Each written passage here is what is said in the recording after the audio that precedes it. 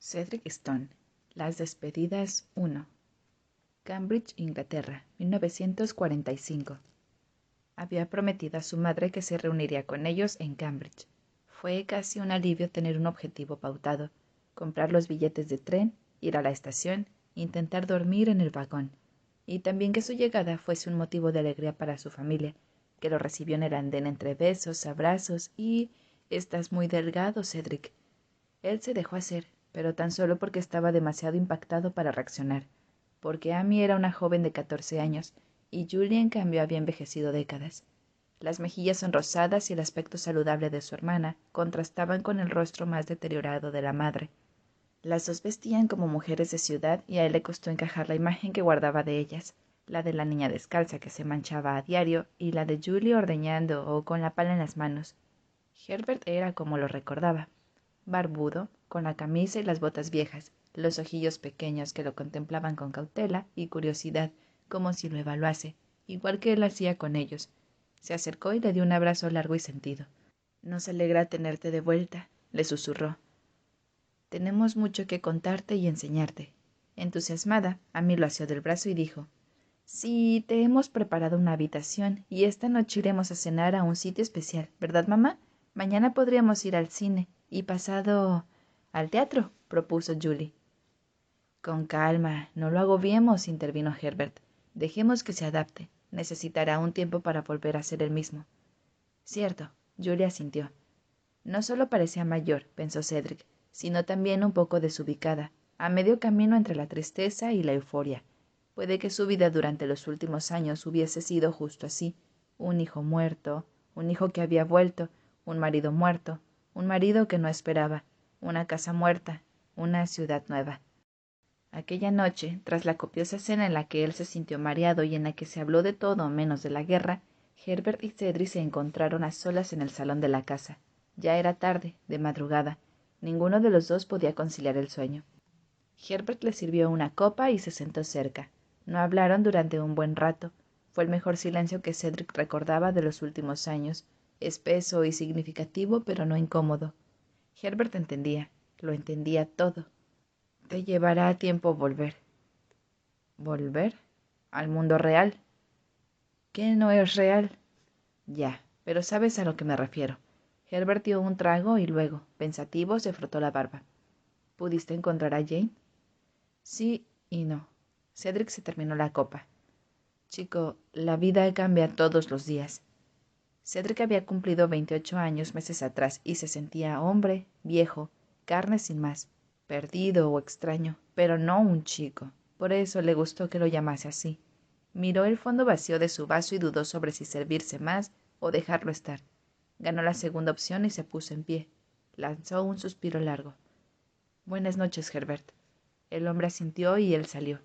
Durante los siguientes días, Cedric intentó adaptarse a esa vida en la que lo habían colocado, pero se sentía como una pelota abandonada atascada en una tubería, incapaz de bajar, pero sin saber cómo volver atrás.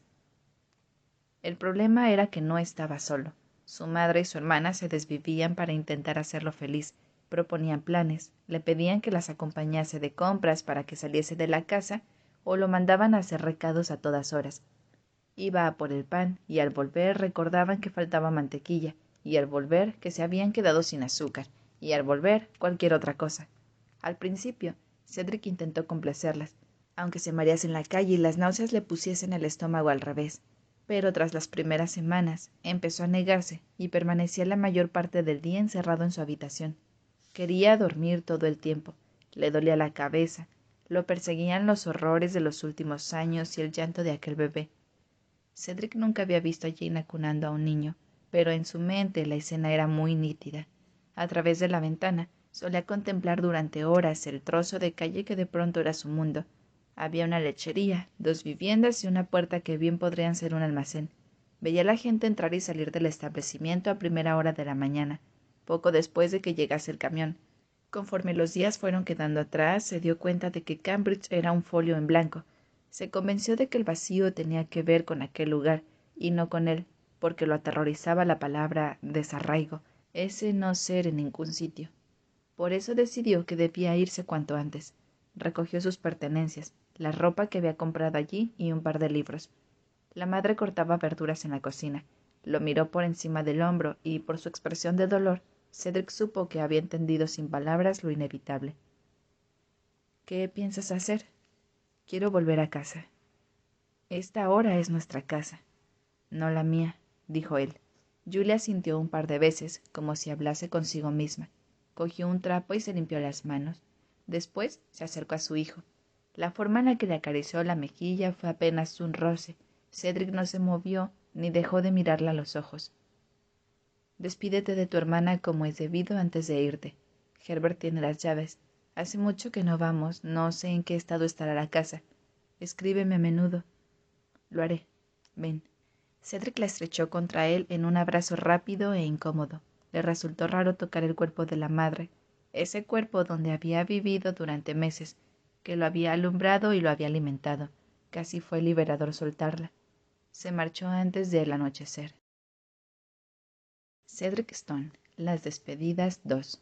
Marathon, Cornualles, 1945. La madera se había hinchado y la puerta estaba trancada. Tuvo que darle varios golpes para conseguir abrirla. El silencio le dio la bienvenida.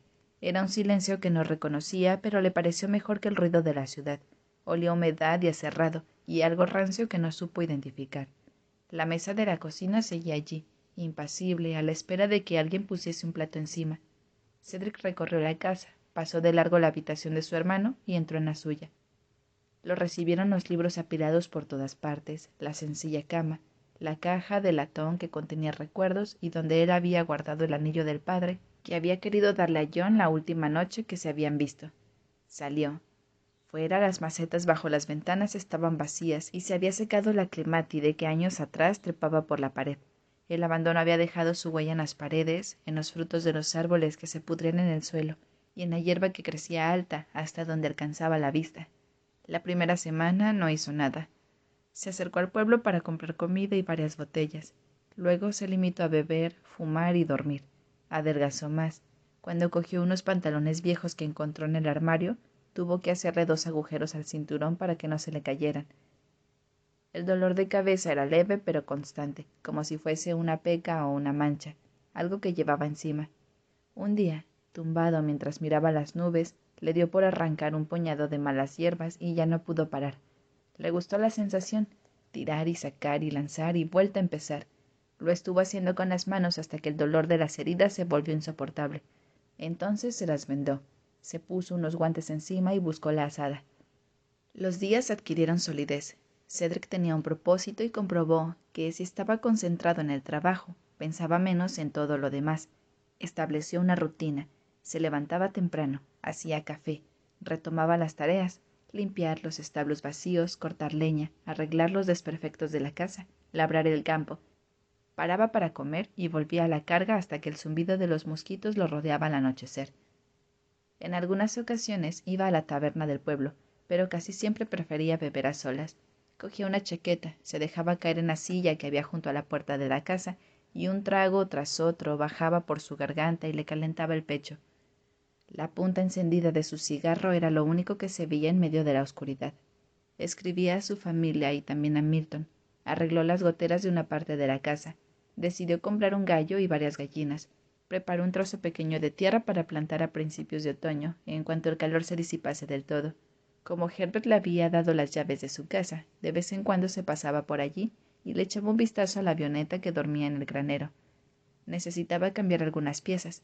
En las macetas vacías que su madre había tenido llenas tiempo atrás, Cedric plantó narcisos, camelias y un espino blanco. Ningún rosal.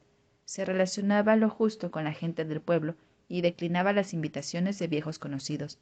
Sabía que bebía demasiado, pero buscaba excusas para justificarse, como la soledad, esa soledad que odiaba tanto como deseaba. Por eso lo sorprendió escuchar el ruido de un motor aquel sábado templado. Era media mañana.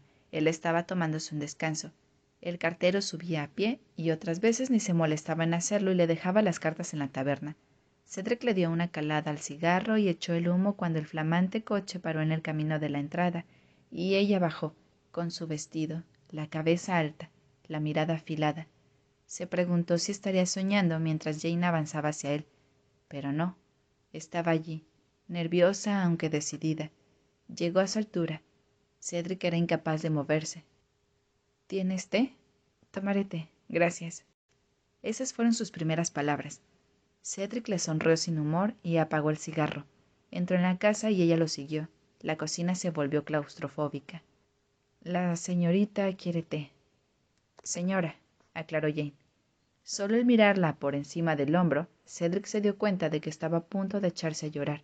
Allí de pie, tras él, aferrándose al bolso con el semblante pálido.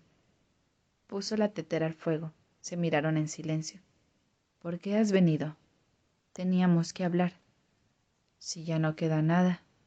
Pues de eso, hablemos de eso. Ya lo entiendo. Necesitas cerrar esta puerta y querías despedirte.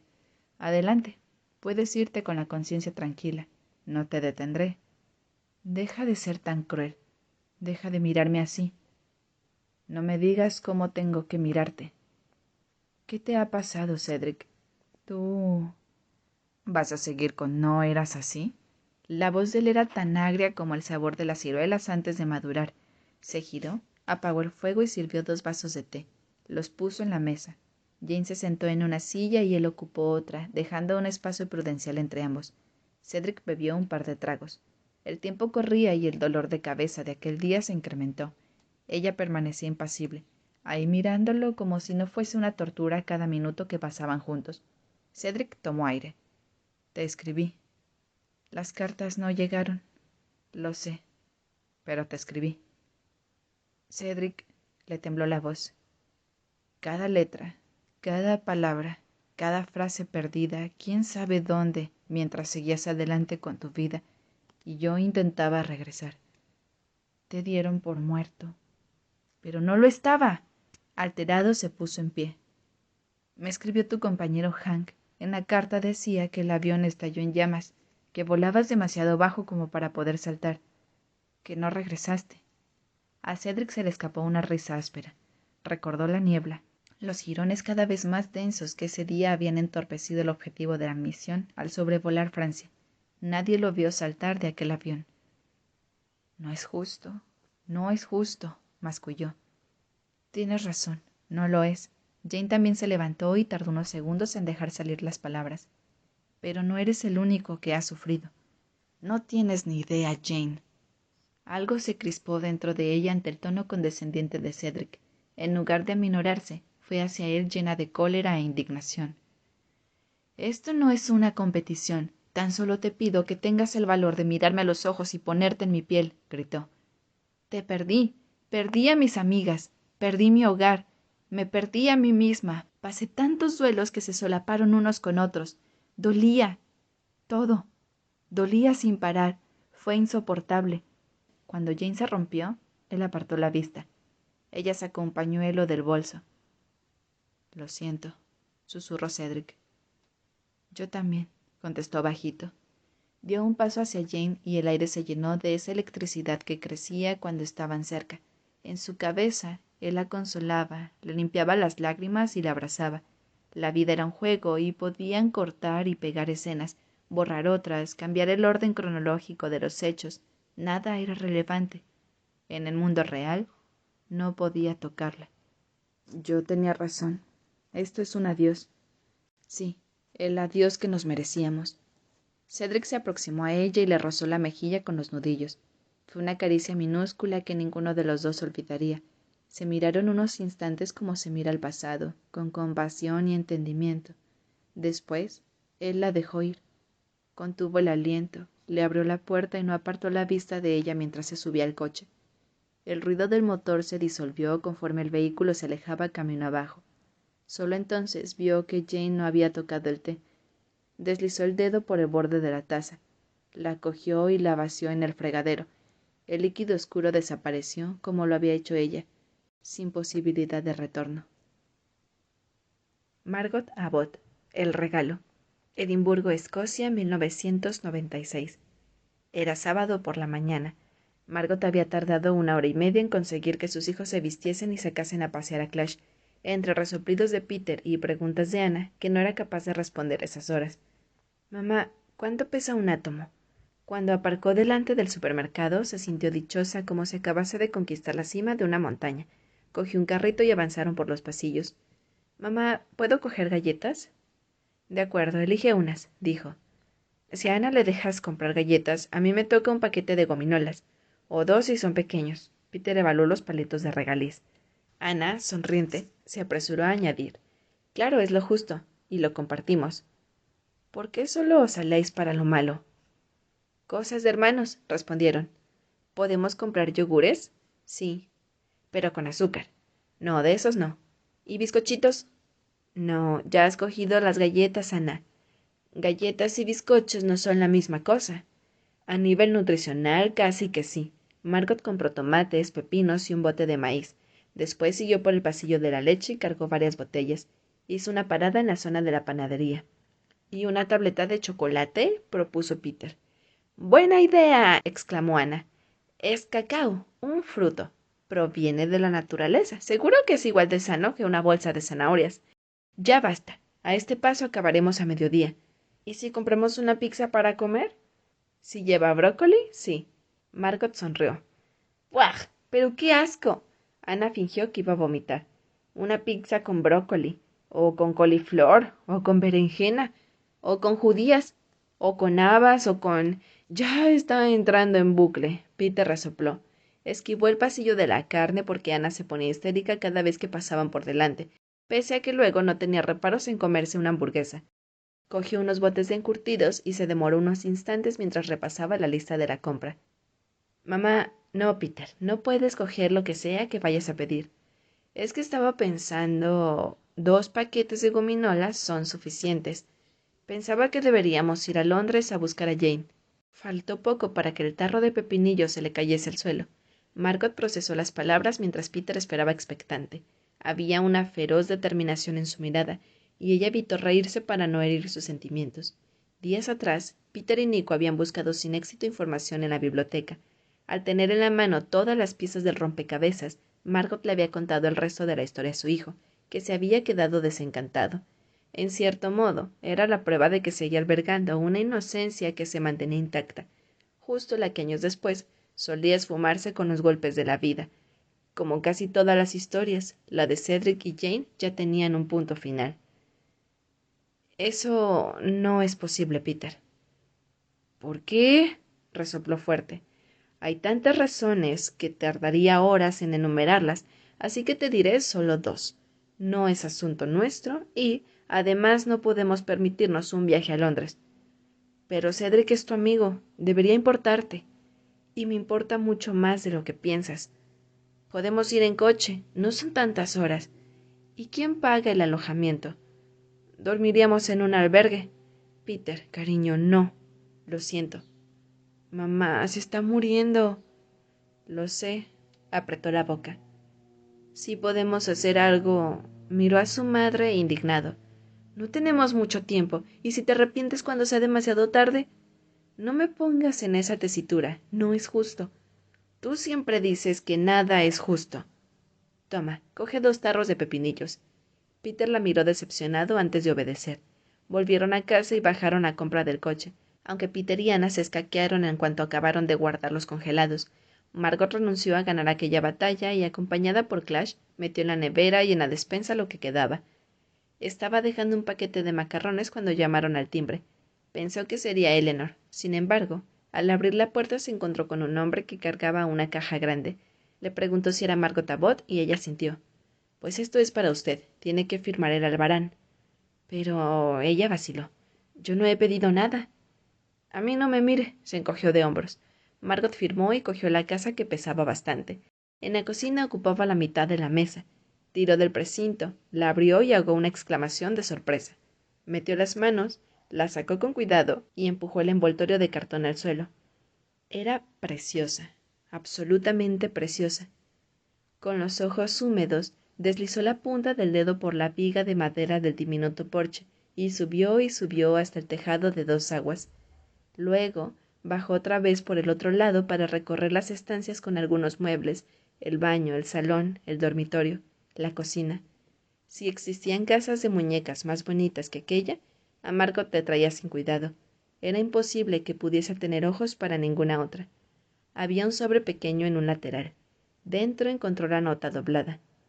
Este regalo para la niña que Margot Abbott fue llega varias décadas tarde, pero sé que la mujer en la que se ha convertido sabrá apreciarlo como es debido.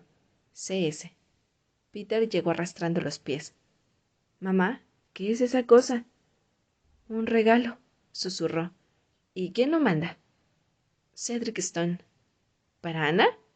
No, para mí. ¿Una casita de muñecas? Sí. Mientras Peter iba en busca de las gominolas, Margot se limpió las lágrimas de emoción que no había logrado contener. Oye, creo que tienes razón. Si existe alguna posibilidad, por remota que sea, debemos encontrar a Jane. ¡Por fin! Él sonrió y mordió el palito de regaliz. Cedric y Margot. Chocolate. Edimburgo, Escocia, 1996.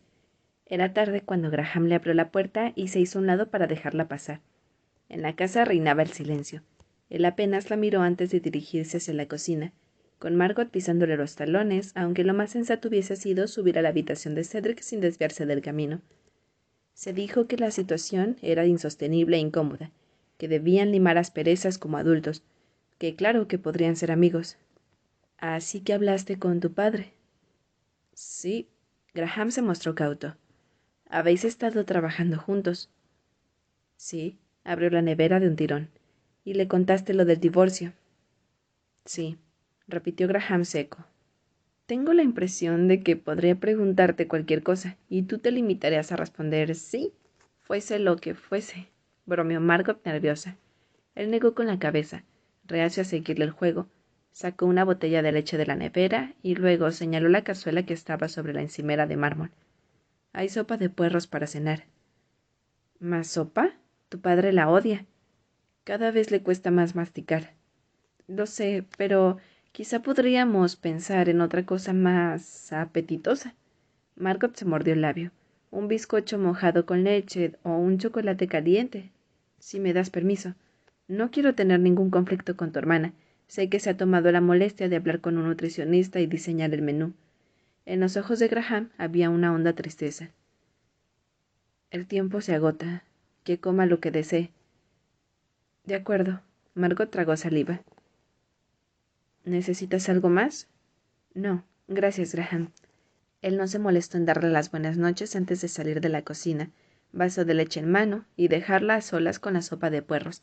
Margot se esforzó por acallar esa vocecita que le susurraba: «Síguelo, síguelo». ¿Y luego qué?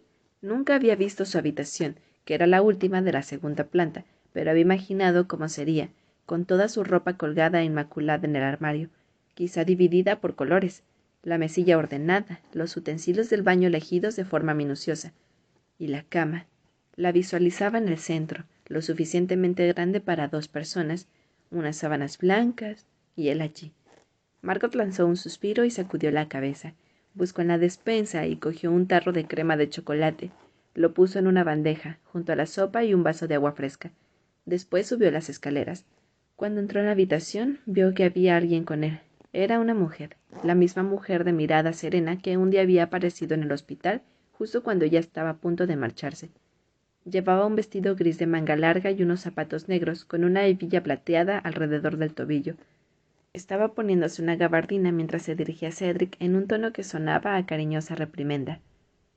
«Ve con cuidado, Galia», le dijo él. A Margot le subió un escalofrío por la espalda al oír el nombre. Cerró la puerta con el pie y el chasquido los avisó de su llegada. «Oh, deja que te eche una mano». La mujer se acercó y con soltura cogió la bandeja que Margot cargaba y la puso en la mesilla. «Gracias, me he retrasado un poco». «Ven, Margot, te presento a Galia». Las dos se saludaron con afecto. Galia usaba un perfume intenso y toda ella poseía una gracia particular, como si ejecutase de forma precisa cada movimiento.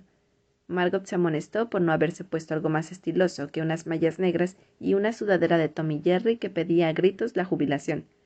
«Encantada. Me han hablado mucho de ti».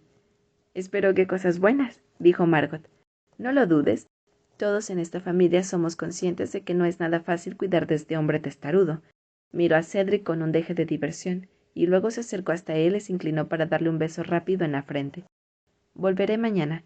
Dejó un rastro de aroma dulzón cuando se fue, y Margot, intrigada, miró a Cedric. ¿No se llamaba Galia la enfermera que te atendió tras el rescate de Dunkerque? Sí, miró la mesilla. Mierda, sopa otra vez. Unos cuantos sorbos de nada, y después Margot cogió el bote de crema de chocolate.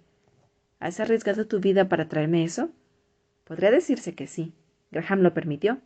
Él y Blair suelen jugar a poli bueno y poli malo. Se van intercambiando los papeles según las circunstancias. ¿Podemos saltarnos la tortura de la sopa? No. Margot la removió con suavidad. Cedric accedió a tomar un poco. Después, ella cogió una cucharilla pequeña, la llenó de chocolate y se la dio. Con placer, él la lamió. Delicioso. Lo sé. Merezco que me cuentes lo de Galia. Cierto. Veamos. ¿Por dónde empiezo?